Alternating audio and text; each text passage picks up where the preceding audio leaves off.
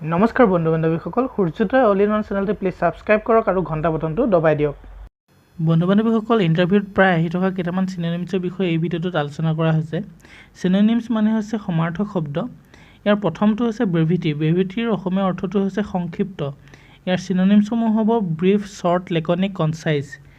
2 নম্বৰটো হৈছে ফিবল মানে হৈছে দুৰ্বল ইয়াৰ চিনোনিমছসমূহ হ'ব উইক ইম্পটেণ্ট লিংকুইড এণ্ড ফ্ৰেইল তৃতীয়টো হৈছে হৰিবল শব্দৰ অৰ্থটো হৈছে ভয়ংকৰ ইয়াৰ চিনোনিমছসমূহ হ'ব ফ্ৰাইটফুল আগলি অফুল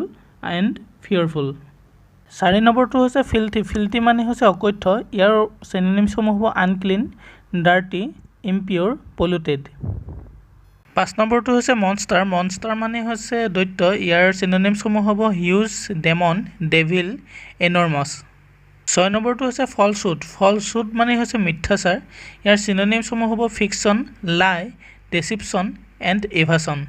বন্ধু বান্ধৱীসকল ভিডিঅ'টো যদি ভাল পাইছে অনুগ্ৰহ কৰি এটা লাইক কৰি দিব আৰু যিসকল বন্ধু বান্ধৱী এতিয়াও এই চেনেলটো ছাবস্ক্ৰাইব কৰা নাই অনুগ্ৰহ কৰি চেনেলটো ছাবস্ক্ৰাইব কৰি ঘণ্টা বটনটো দবাই দিব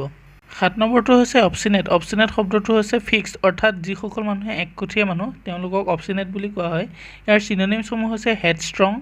ফাৰ্ম আৰু ডিটাৰমাইণ্ড 8 নম্বৰটো হৈছে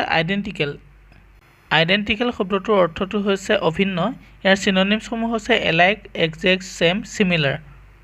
9 নম্বৰটো হৈছে স্কেন্টি শব্দৰ অৰ্থটো হৈছে তেনেই অলপ ইয়াৰ চিনোনিমছসমূহ হৈছে নৰো লিমিটেড পাউচিটি এণ্ড মিয়েগাৰ